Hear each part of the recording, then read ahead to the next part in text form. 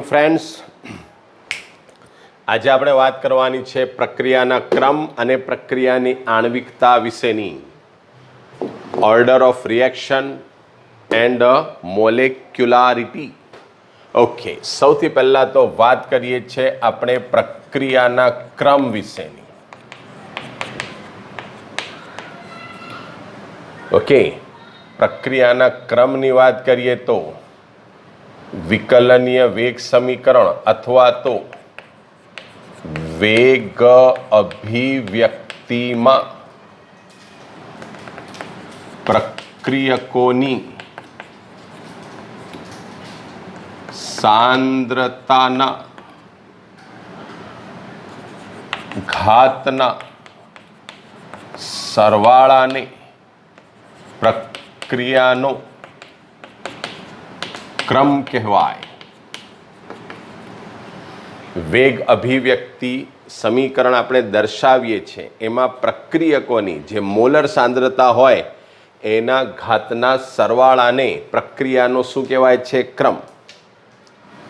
દાખલા તરીકે H2 plus I2 it will gives you 2HI.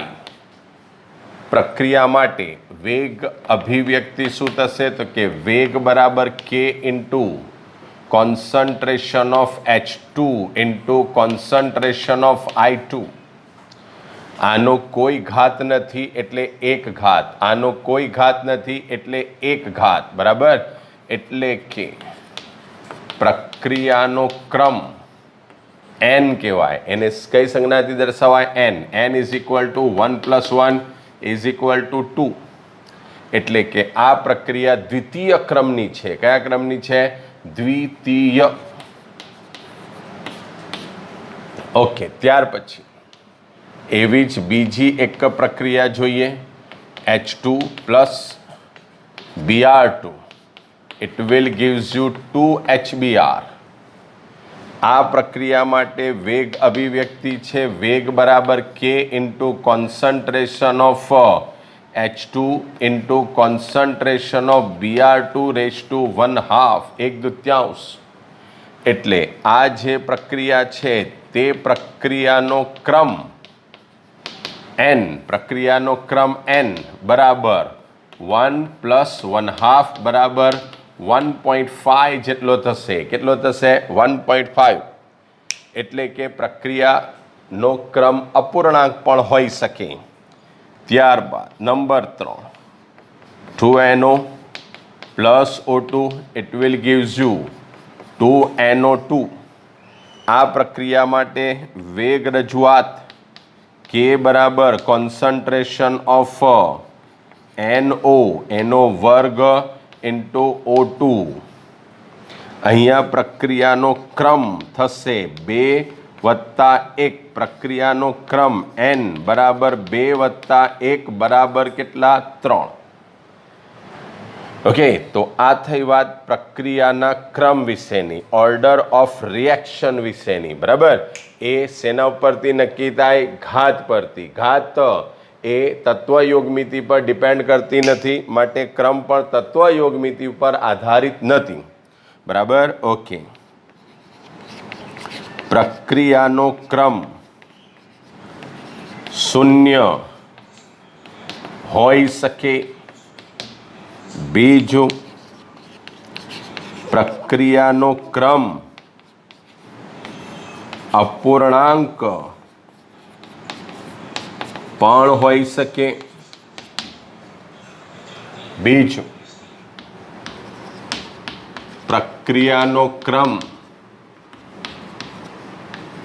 ધન સંખ્યા હોય છે, પણ પ્રક્રિયાનો ક્રમ ઋણ સંખ્યા ન હોઈ શકે, બરાબર? પ્રક્રિયાનો જે ક્રમ છે તે ધન સંખ્યા હોય, પરંતુ ઋણ સંખ્યા કદી નહીં હોઈ શકે. ધન પૂર્ણાંક હોય, ધન અપૂર્ણાંક હોય, શૂન્ય હોય, પરંતુ ઋણ સંખ્યા કદી ન હોય. બીજું, તે સમગ્ર પ્રક્રિયાને સમગ્ર પ્રક્રિયા એટલે કે આખી પ્રક્રિયાને શું કરે છે? અનુસરે છે. એટલે કે ક્રમ પહેલેથી છેલ્લે સુધી એ જ રહે છે, ક્રમ કદી નહીં બદલાય. પ્રારંભિક પ્રક્રિયા હોય, મધ્યનો તબક્કો હોય કે અંતિમ તબક્કો હોય, પ્રક્રિયાનો ક્રમ એ સમગ્ર પ્રક્રિયાને અનુસરે છે, સમગ્ર પ્રક્રિયાને આનુષંગિક હોય છે.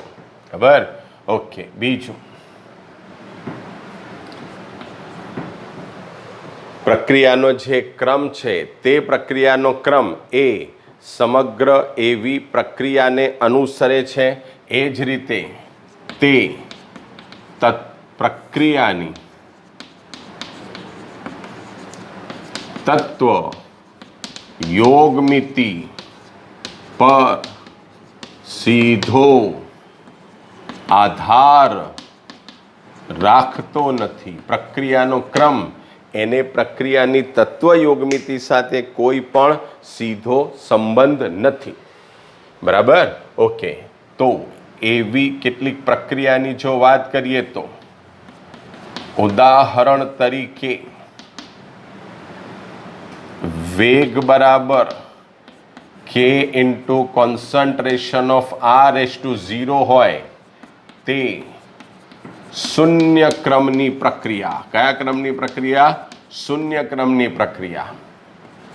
વેગ બરાબર k into concentration of R/1 હોય તે પ્રથમ ક્રમની પ્રક્રિયા કહેવાય. કયા ક્રમની પ્રક્રિયા કહેવાય? પ્રથમ ક્રમની એવી પ્રક્રિયા કહેવાય. બરાબર? એટલે કે ક્રમ એ શેના ઉપરથી નક્કી થશે? પ્રક્રિયકની મોલર સાંદ્રતાના ઘાત પરથી. શેના પરથી? પ્રક્રિયકની મોલર સાંદ્રતાના ઘાત પરથી. ઓકે. બીજી આપણી વાત છે મિત્રો મોલેક્યુલારિટી એટલે કે આણ્વિકતા વિશેની.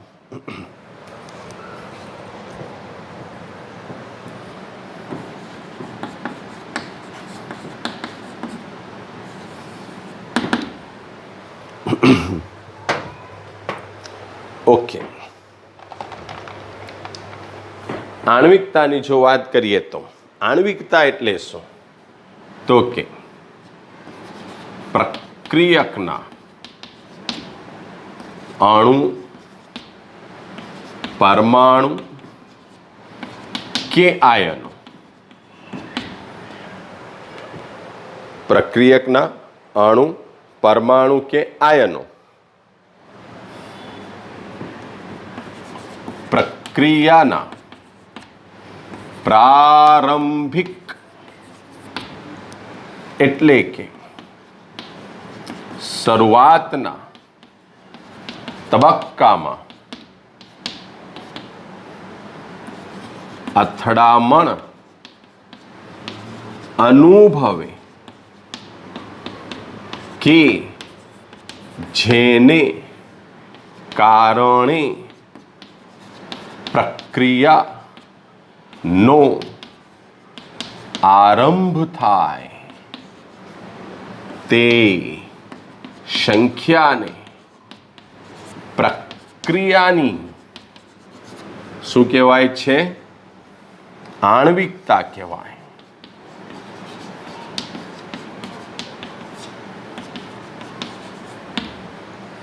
પ્રક્રિયકના અણુ, પરમાણુ કે આયનો પ્રક્રિયાના પ્રારંભિક તબક્કામાં અથડામણ અનુભવે કે જેને કારણે પ્રક્રિયાનો આરંભ થાય તે સંખ્યાને, અણુ, પરમાણુ કે આયનની તે સંખ્યાને પ્રક્રિયાની શું કહેવાય? આણ્વિકતા. ફરી એકવાર, પ્રક્રિયકના અણુ, પરમાણુ કે આયનો પ્રક્રિયાના પ્રારંભિક તબક્કામાં અથડામણ અનુભવે કે જેને કારણે પ્રક્રિયાનો આરંભ થાય તે સંખ્યાને શું કહેવામાં આવે છે?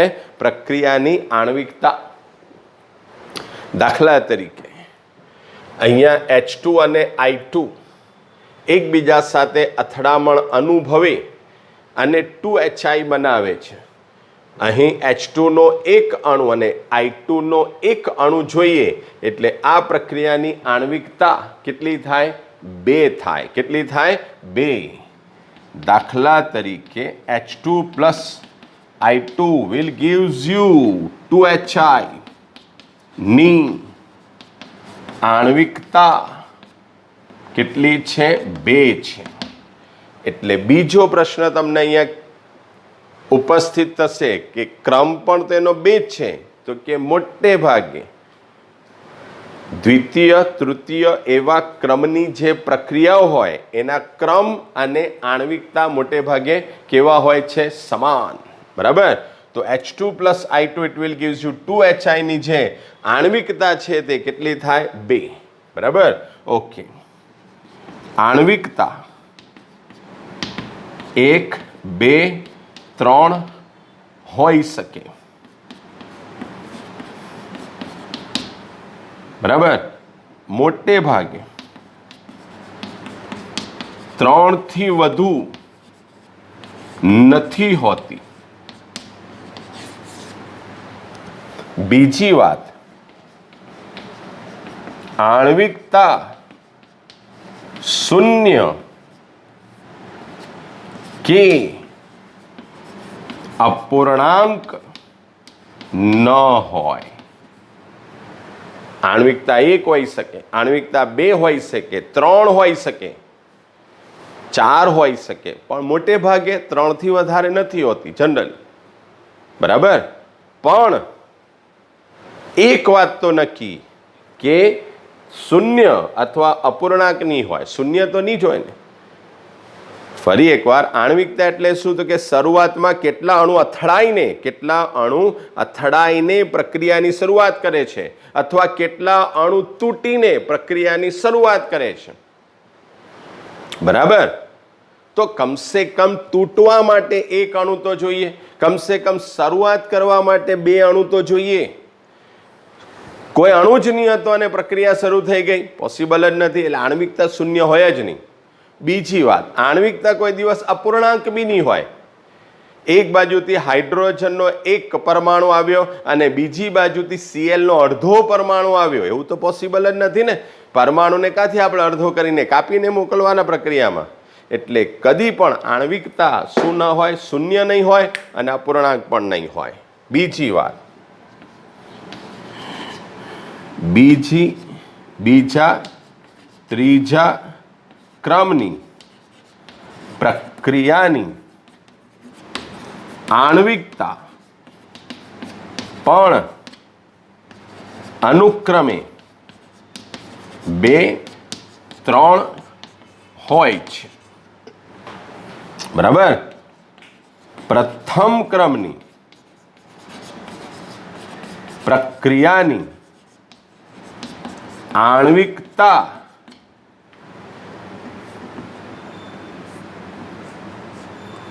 નંબર 1 ઊંચા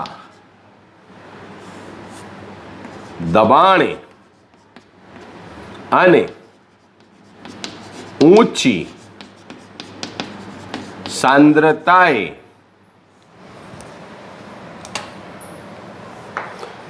ઊંચા દબાણે અને ઊંચી સાંદ્રતાએ કેટલી હોય? 1 હોય. કેટલી હોય? 1. બરાબર. પણ નીચા દબાણે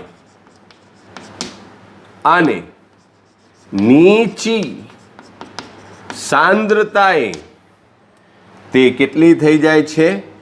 2. જો કે એ વખતે પ્રક્રિયા પ્રારંભિક પ્રક્રિયા રહેતી નથી અને આણ્વિકતા માત્ર પ્રારંભિક પ્રક્રિયાને અસર કરે છે. પ્રારંભિક તબક્કા દ્વારા જ નક્કી થાય, એ આખી સમગ્ર પ્રક્રિયાને અસર નહીં કરે. શરૂઆતમાં જ જોઈ લેવાનું કે કેટલા અણુ અથડાયા અને પ્રક્રિયા ચાલુ થઈ ગઈ. એકવાર પ્રક્રિયા ચાલુ થઈ જાય પછી આણ્વિકતાનો કોઈ અર્થ નથી. એટલે આણ્વિકતા ખાલી પ્રક્રિયાના પ્રારંભિક તબક્કા માટે છે, જ્યારે ક્રમ એ સમગ્ર પ્રક્રિયા માટે છે. તો આ થઈ વાત પ્રક્રિયાના ક્રમ અને પ્રક્રિયાની આણ્વિકતા. બંને જ ટોપિક બહુ જ ઇમ્પોર્ટન્ટ છે. બરાબર. ઓકે. બીજી એક વાત કરવાની છે આપણે આભાસી પ્રથમ ક્રમની પ્રક્રિયા વિશે, જે આપણે નેક્સ્ટ પીરિયડમાં જોઈશું.